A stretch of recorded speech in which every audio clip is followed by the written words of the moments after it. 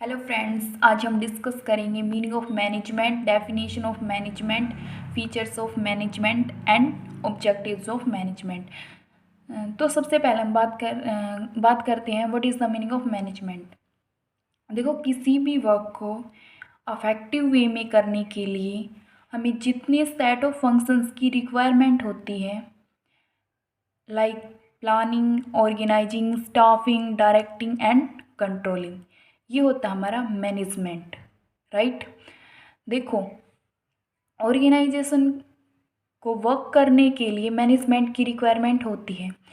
इसी के साथ हम किसी अदर फील्ड की बात करते हैं, लाइक स्कूल, कॉलेजेस, हॉस्पिटल्स। ठीक है।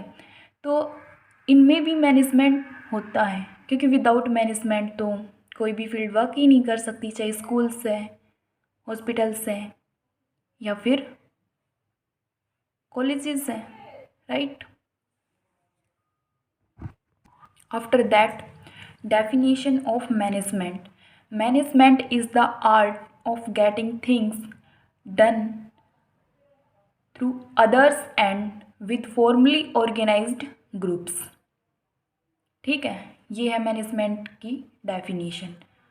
अब हम बात करेंगे फीचर्स ऑफ मैनेजमेंट, कि मैनेजमेंट की क्या क्या फीचर्स हैं। फीचर्स का मतलब होता है विशेषताएं। ठीक है। तो फर्स्ट फीचर है management is goal oriented process. Management को गोल ओरिएंटेड प्रोसेस इसलिए कहा जाता है क्योंकि जब तक कोई भी ऑर्गेनाइजेशन मैनेजमेंट ही नहीं करेगा तो वो अपना गोल अचीव नहीं कर सकता। ठीक है। तो ऑर्गेनाइजेशन को मैनेजमेंट करनी पड़ती है, like planning, organising, staffing, directing and controlling. Second feature है management is all possessive. Management सभी लेवल्स पर रिक्वायर्ड है, like economic level, social level, political level. Third, management is a continuous process. Management को continuous process इसलिए कहा जाता है क्योंकि ये लगातार काम करती रहती है, मतलब रुकती नहीं है। ठीक है। जैसे हमें एक एग्जाम्पल के थ्रू समझते हैं। फर्स्ट गोल था बिजनेसमैन का कि उसको अपनी सेल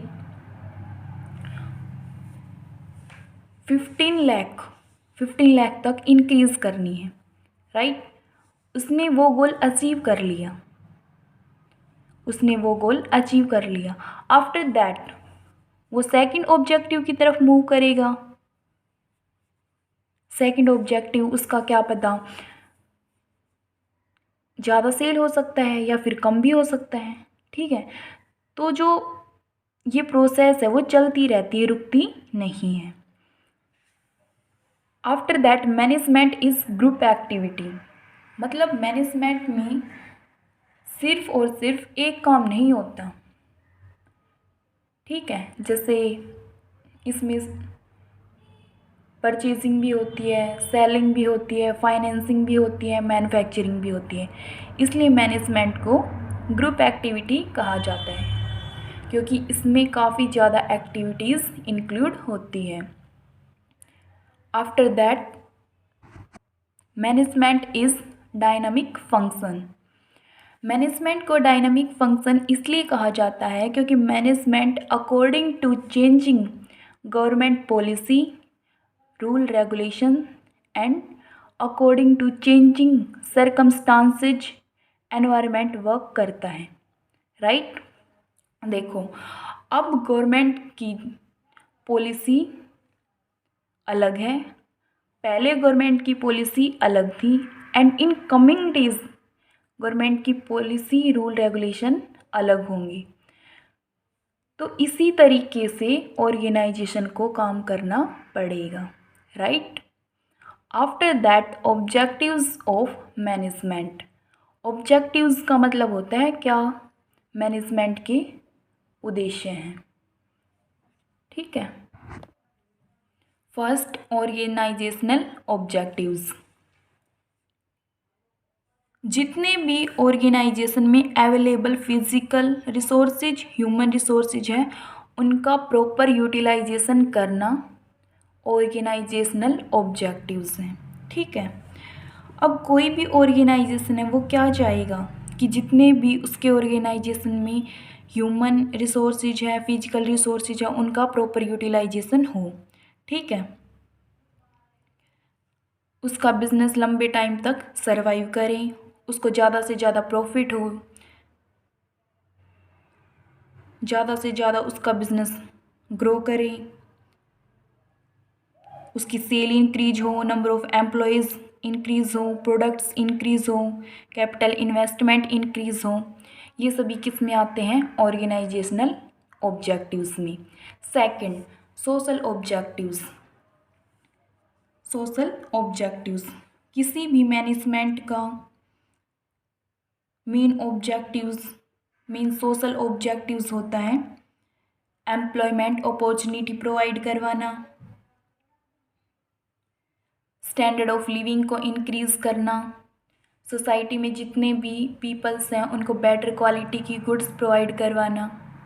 ठीक है। ये सभी क्या है? Social objectives. Third, personal objectives. Personal objectives में क्या है कि जितने भी ऑर्गेनाइजेशन के अंदर एम्प्लॉयज़ वर्क कर रहे हैं उन सभी को रिस्पेक्ट मिलनी चाहिए, उन सभी को रिस्पेक्ट मिलनी चाहिए। ये मैनेजमेंट का पर्सनल ऑब्जेक्टिव है। अगर एम्प्लॉयज़ को फाइनेंस की रिक्वायरमेंट है तो उनको फाइनेंस भी वो प्रोवाइड करवाएं। सोशल नीड्स भी पर्सनल ऑब्जेक्टिव्स के अंदर इंक्लूड की जाती हैं। देखो एक एग्ज़ाम्पल ले लेते हैं। अगर आप कहीं पर जॉब करने के लिए जाते हो, ठीक है, और आपको वहाँ पर रिस्पेक्ट ही नहीं मिल रही, सैलरी आपको ज़्यादा मिल रही है लेकिन आपको रिस्पेक्ट ही नहीं मिल रही, क्या आप वहाँ पर जॉब करना चाहोगे? नहीं, हम वहाँ पर जॉब नहीं करना चाहेंगे। चाहे भले ही हमें सैलरी ज़्यादा मिल रही हो लेकिन हम वहाँ पर जॉब नहीं करना चाहेंगे। इसी तरह एम्प्लॉय को भी रिस्पेक्ट, एम्प्लॉय या फिर एम्प्लॉयज़, इन सभी को रिस्पेक्ट मिलनी चाहिए।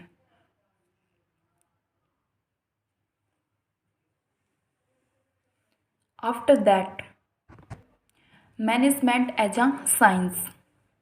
कि मैनेजमेंट को साइंस क्यों कहा जाता है? जो साइंस है वो fixed rule regulation, fixed principles पर बेस्ड होती है।